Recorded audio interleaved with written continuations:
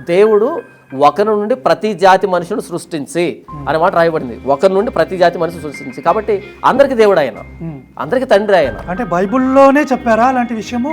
వేరే గ్రంథాలలో? వేరే గ్రంథాలతో నాకు పని లేదన్న, పని లేదు, నాకు అసలు పని లేదు. సో మీది గుడ్డి నమ్మకం అంటాను నేను. ఏమంటాను? ఏది మీది గుడ్డి నమ్మకం. దాని మీరు ఏదైనా అనొచ్చు అన్న, దాంట్లో ఇబ్బంది లేదు. మీరు ఏదైనా అనొచ్చు, ఏదైనా కామెంట్ చేయొచ్చు. కానీ నేను ప్రారంభంలో చెప్పాను, సమస్తాన్ని పరీక్షించి మేలైన దాన్ని చేపట్టండి. మీరే రెఫరెన్స్ కోట్ చేశారు కదా, దాని ప్రకారం నేను మిగతావన్నీ కూడా పరిశోధించాను. అయితే ఏంటంటే బైబుల్ తప్ప ఇంకొకటి నాకు కనిపించలేదు అని నేను ఆల్రెడీ ఎస్టాబ్లిష్ చేశాను.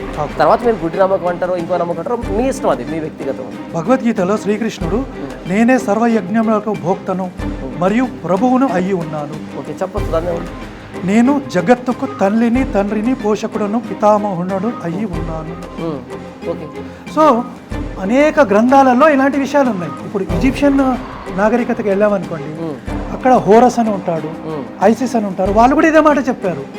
నా క్వశ్చన్ ఏంటంటే వాళ్ళు చెప్పింది ఎట్లా తప్పైంది, ఇది ఎట్లా రైట్ అయింది, అది కదా నేను అడిగేది.